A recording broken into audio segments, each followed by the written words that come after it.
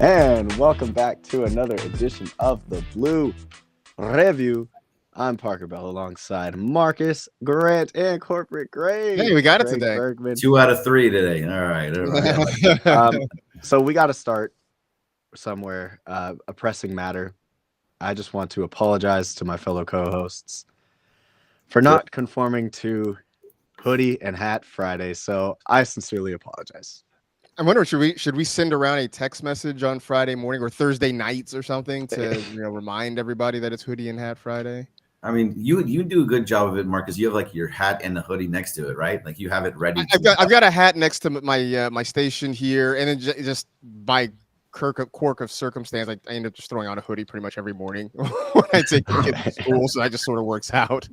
Right, and it's Friday, so we should be comfortable. And so this is my normal Friday attire. Yeah, there it is. Yeah, just got to get on it. I got to get on it. That is my fault. I'm sure the people in the chat, everyone in the chat, I'm sure they're conforming to hoodie and hat Friday. So again, I apologize to everyone. But hey, we're back with another episode of Blue Review.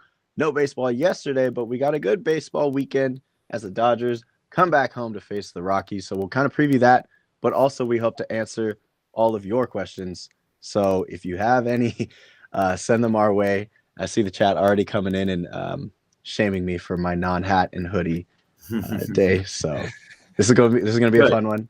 But guys, before we get into anything, I want to remind everyone that we're here at the Blue Review presented by Los Angeles International Airport, and our friends at LAX, of course, are just changes arriving daily there, saving guest time, reducing traffic, and all that. So if you want to find out more, you can find it out at flylax.com/transforminglax.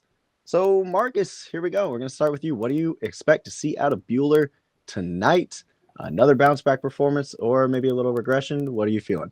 I'm hoping that he just kind of keeps it going and keeps progressing a little bit. Again, I think I want to see him sort of attack the zone, but be smart about it. Just realizing what worked in the last start where you weren't just trying to rear back and hit 98, 99 every time, because that's just not going to work. Go out and just pitch. And this is, I think, another good spot for him to be in. His first start was against the Marlins, which was a kind of a nice way to ease back in. Now he's got the Rockies, who are equally, if not more, terrible. So it's another chance for him to kind of go out and sort of work on some things here. So again, I just want to see him, see if he's learned from the last start, if he's still listening to people. I know that's the big thing. I got to listen to more people, and just kind of be efficient as much as possible and not try to fall back into the old habits.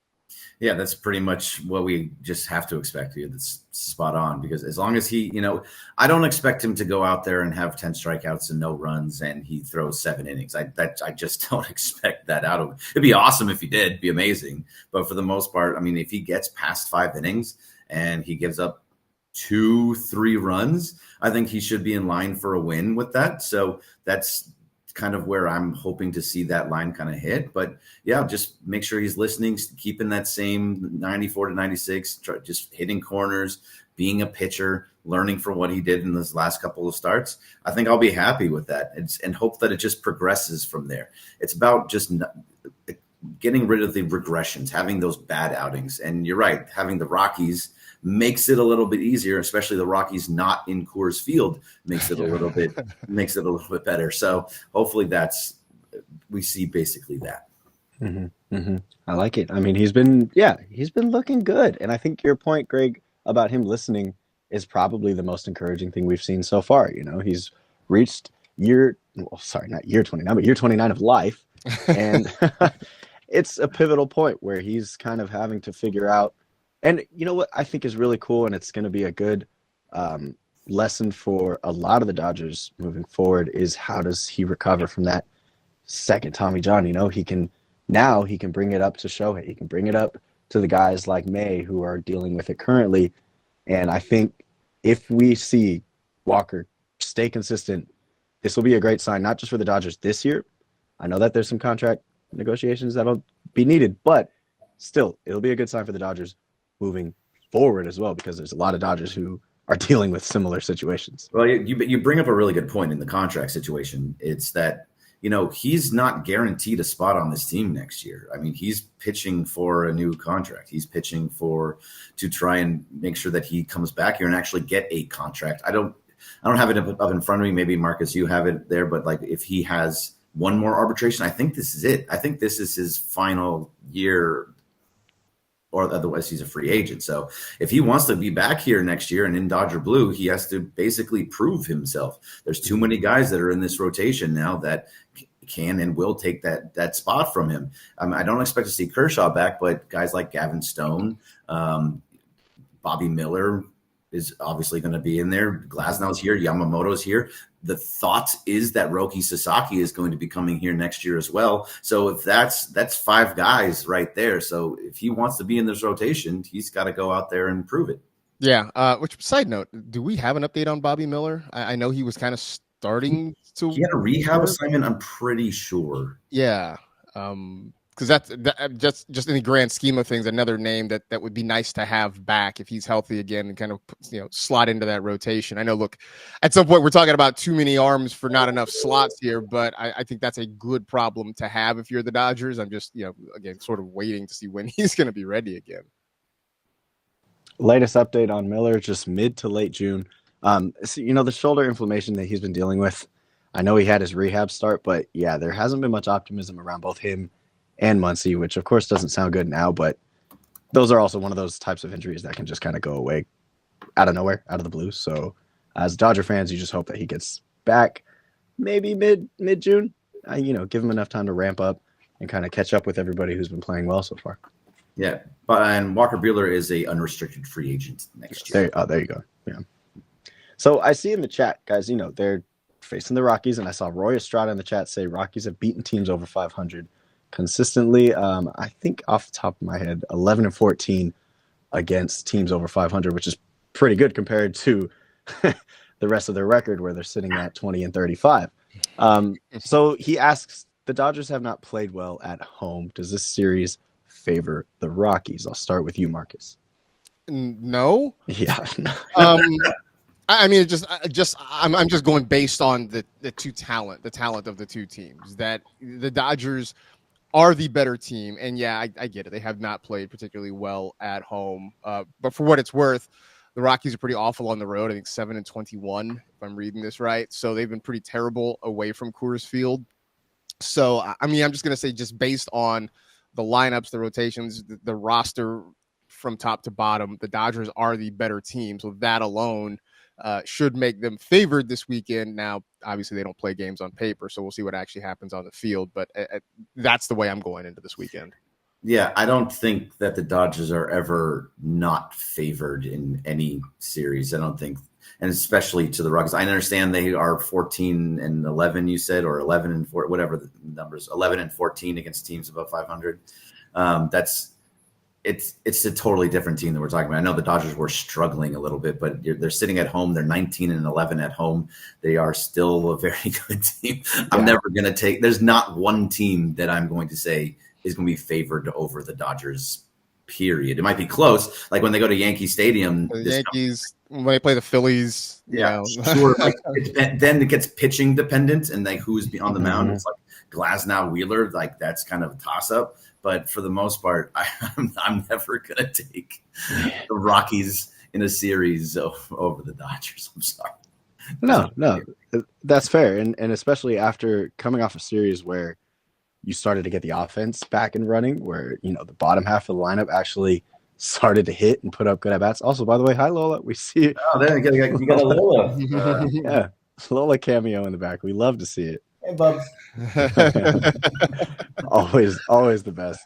Yeah, like by the way, let's just stick on Lola. If you didn't see the episode with our friend Alana Rizzo, of course, she and Greg kind of have that connection with Lola, which is a really cool story. So we love dogs here on the Blue Review. By the way, Alana Rizzo will be on with Mason in Ireland today at 2:15. Oh, very cool.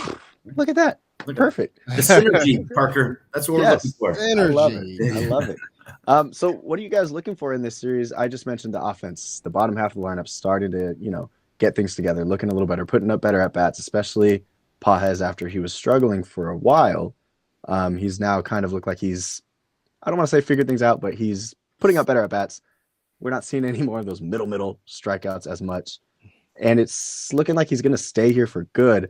Last time I read, I think the Dodgers were really high on him still. So what are you looking to see this series from him? And then also, do you see anybody kind of standing out outside of him? Well, I mean, I do want to see them continue just to get on base, right? To just keep the line moving a little bit more. I mean, hopefully what we saw in New York was the start of something good, and that these guys are starting to get back together again. I mean, I go back to last week, that story JP Hornstra wrote based on Gavin Lux saying they were struggling to hit the fastball. Well, which is a weird thing to say about this team in particular, but maybe they started to figure that out a little bit. And so whether it's Pages, whoever's hitting behind him, if we're seeing Hayward out there, if it's Lux, whoever it is, they just keep going. This is a good team to try and get healthy and get fat against. I think the next 6 games, the Rockies here, then they go to Pittsburgh for 3. This is a chance for them to kind of get hot again. So hopefully by the time they are rolling into Yankee Stadium next weekend, this team really is hitting on all cylinders again. Mm-hmm. Yeah, I mean, hopefully they actually are. Pages, I think, is good that he's staying up here. He needs that runway, and the fact of the matter is, if he can start finding just a couple of hits here and there, which he has been doing recently, and not swing through that middle fastball that we talk about, then he becomes much more valuable and helps that bottom of the lineup that is such a driving force for this team to be able to allow more runs to be scored, because the guys above them are getting on. They just need to bring them in. So hopefully Pages can do those kinds of things, because he has been. It's adjustments. It's the adjustments to the adjustments. Mm-hmm. He came up. He was super hot. Like that wasn't sustainable. It wasn't going to stay like that the whole year, which is couldn't. And doesn't happen with rookies very often. I mean, unless you're Corbin Carroll. But look at him this year. Corbin Carroll's been pretty much pretty awful. Pretty awful. Yeah, pretty awful. Unless he was playing the Dodgers, of course. That's. But yeah, so like a guy that can step up also besides Pages. I mean, we just need everybody to. I think Gavin Lux has an opportunity to really prove that he can be in the lineup a little bit more and start hitting. Kike really needs to start hitting again too. I mean, he's dropping below 200. So hopefully if those guys can start just getting on base, it's not about that home run swing. And I think guys like Kike, when he hit a couple of home runs and it's like, okay, I got to keep doing that. And it's just not necessary. Just get on base so you can keep the line moving to get back to that top lineup who will drive you in for the most part, we hope. Mm-hmm. Yeah, that's kind of the worst thing when those guys who aren't consistent home run hitters, they get a couple, and then you see that swing just kind of start to uppercut. You see them trying to look for launch angles, and it's like that is not your game. And then sadly, it seems to take some of these guys a while to kind of get out of that habit again, too. Yeah, Pages was that guy, because he would come up first pitch swinging, and hitting home runs when he got a hold of it. And finally, he hit a double the other day. He had a single. I don't think he's hit a home run in a little bit. I don't really need that. Who cares? Right. Exactly. Get on base. Exactly. Just get on base. Yeah. First 16 games, he was hitting like 330, and then since then 150. And that chase rate, I think he's at like a 40% rate, which is almost double the league average. I mean, he's just swinging under everything, to your point, Marcus.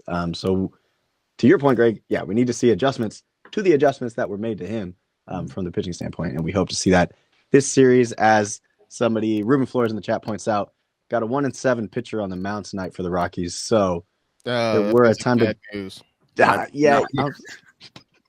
You're right. That's not a good thing for the Dodgers. Bad news, man. Like Cy Young outing incoming. When I see that, if the ERA is about like 6, I'm like, this might go badly. So who is it on the mound? Because what a lot of teams are doing they're bringing in. We saw it with the Reds. We saw it with Diamondbacks.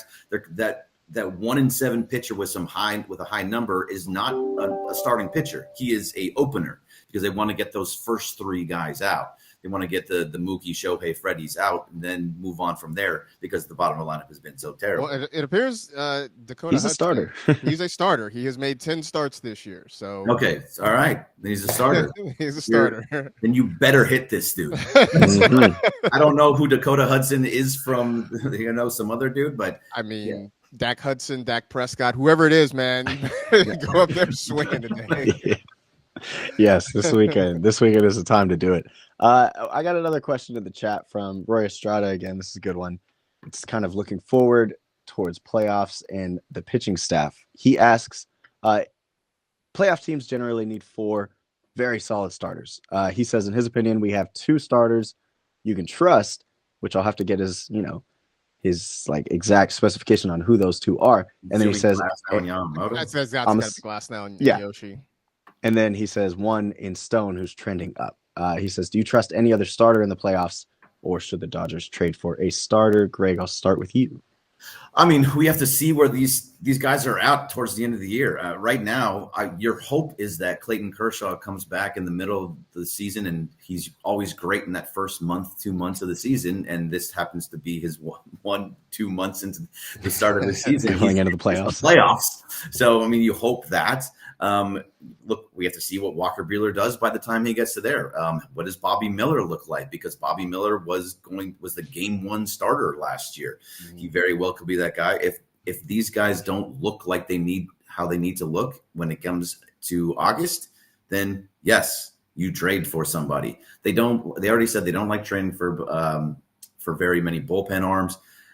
They will make moves where they see fit. So if the Dodgers and Andrew Freeman feel that left field is an issue, they will go get a left fielder. If they feel that shortstop is an issue and they need to move Mookie over to second base or even back to right field, which I don't really like, they will do that. So that goes the same for me for starting pitching as well, Marcus.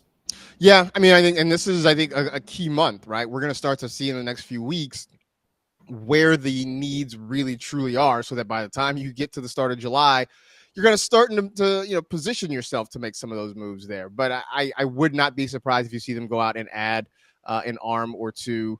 I still think they're going to have to find somebody who can hit in the bottom of the lineup and give you some innings in the outfield. That looks like it's going to have to be a move that they really do make. I was sort of joking with a friend of mine who's a Mets fan that a move it seems like the Dodgers like I'm sort of surprised that they haven't already made a move for Jorge Lopez, just because it feels like that's the sort of thing they do. Like, you sign him on the super cheap, you bring him in, you let him throw a couple of innings. Like, if it works out, great, you ride it till the wheels fall off. If it doesn't work, you just, send him back out there and let somebody else deal with it.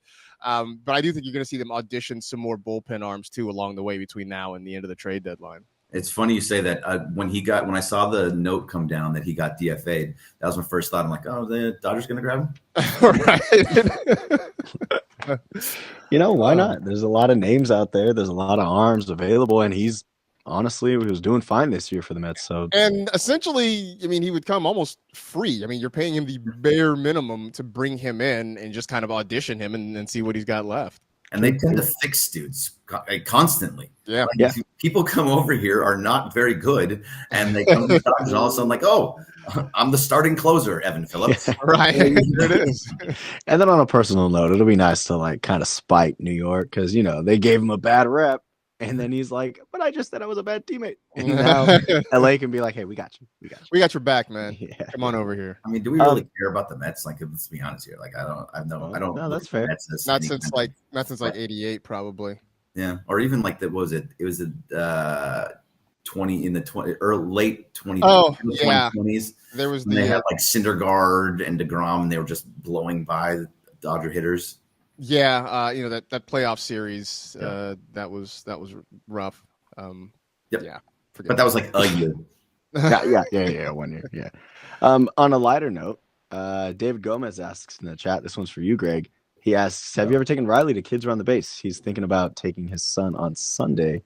Or do you have any experience in that?" Yeah, I don't. I am a very lucky human being. I love my daughter more than anything in this world. She absolutely despises sports. And she gets mad when I turn on the Super Bowl. She gets mad when I put on a UCLA game. Like, it doesn't matter. She'll run to her room and be like, that's it, I'm out of here. So no, I've taken her 2 games. She doesn't like them. It's too bad. So, but if you can get your son to go run the bases, absolutely do it. That is a memory that they will hold on for their entire lives. Mm-hmm. I remember the one time that I ran around the bases at Dodger Stadium. So absolutely do it if you can do it. But I have never had the pleasure of getting Riley to do that. Yeah. She loves to do things that I don't. If I like it, she hates it. But all right. Marcus how old is she? Yeah. Well, she's 12 going on 25. Okay, so yeah, That explains that part of it, at least. No, Quentin has not. Like, in fact, this is going to be the year. I still have yet to actually take him to Dodger Stadium. So, like, we this may be the year that we finally break the seal, and he goes to a Dodger game. My big thing is how long will he make it? How long will he last? I mean, he just turned 5, so you know, I don't expect we'll be there for 9 full innings when we finally do. If we can get through. Look, if we can get through a regulation game, right? Let's get through 5 innings, make it a regulation game. Anything beyond that, to me, I feel like will be gravy at this point. Yeah, I love that, and it's almost T-ball age for Clinton as well. We're gonna start kind of integrating him. He's mildly interested in sports. Okay. Yeah. So it's funny because we obviously have the NBA playoffs and stuff on, and I've heard him like singing the da da da da. He's just like walking around the house singing it now. So I'm like, all right, maybe we have something here. We'll see. Yes. By the way, a specialist. Yeah. By the way, Quentin Grant is a strong name. Thank you. Yeah. That's a strong name. That was very well done. Thank you. Yeah. Reminds me of Parker Bell. Really strong name. Yes. Parker Bell is a strong name, but like you're not the one who's supposed to be coming out here saying it. Oh yeah, that's true. So I'm seeing a lot of love. We have some more time. I'm seeing a lot of love for Kershaw actually as we get towards the bottom of the chat. Scarlet and Blue says here Kershaw may not be an ace anymore, but is definitely reliable. Thankfully, he won't be in too long when he doesn't have to. So I think that's to your point, Greg. The fact that he'll be coming in during those first 2 months when he's usually dominant, and he also won't have to go late into games because the Dodgers have plenty of arms and they should be healthy, at that time. Like, what do you cross fingers? Whatever it is. Fingers, nose, eyes, all of it. Whatever you can do. But yeah, Kershaw is somebody that you don't have to rely on. You don't expect him to go 7 innings anymore. Right. He's going out there and hopefully fresh. And if he goes, 3 innings, if he is the guy after, if Walker Buehler is struggling and Clayton Kershaw comes in to pitch 3 innings, 4 innings, like that'd be awesome too. I don't know if he would accept that role, but I think at this point in his career, he kind of has to, especially if he's not coming in until August, possibly, maybe even September. So yeah, if he can go out there and just throw a couple of good innings, clean innings, that's gravy right there. 100%. And I think that gets back to the question about having 4 solid starters going into the postseason. I mean, I think if you decide that you're going to have sort of a composite in that 4th start, you can sort of do that where it may be some combination of Kershaw, I don't know who else you want to throw in there, Bobby Miller, Gavin Stone, whoever it may be, where you have an opener. You can have an opener who, in a past life might have been one of the top pitchers in Major League Baseball. Wow. Well, speaking of the other frontline starters, outside of Buehler tonight, you're going to be seeing Yamamoto tomorrow and Stone Sunday. Real quick before we head out of here, do you expect any, greatness from those two, or do you think we're just going to see what we've been seeing the past few times, maybe a nice little dub? I hope to see some greatness from Yamamoto. Yeah, that's what I hope he shoves for sure. I would love to see a great outing from Yamamoto, just going out there, no runs, just 7 strikeouts, maybe just a couple of hits. I would love to see that, but whatever you can get out of him. I'm about to sneeze, so you can go ahead. I mean, whatever you can get out of him would be great, but I do think that Yamamoto's in line for a really good start, and Buehler, I reserve judgment. I'm hoping for the best, but I sort of reserve judgment. Yeah. All right. Well, bless you, Greg. Thank you for joining the chat. Thank you for interacting with us and sending some questions our way. We like to do this on Fridays, answer your Dodger questions on, in the morning from 9:30 to 9:55. And speaking of 9:55, it is 9:55 now. So I will send us out. Marcus Grant, thank you for being with us. Corporate Greg, Parker Bell, such a strong name. Thank you to LAX. This has been the Blue Review. We'll see you on Monday to react to the Rockies series. And enjoy this outro that I will put up right now.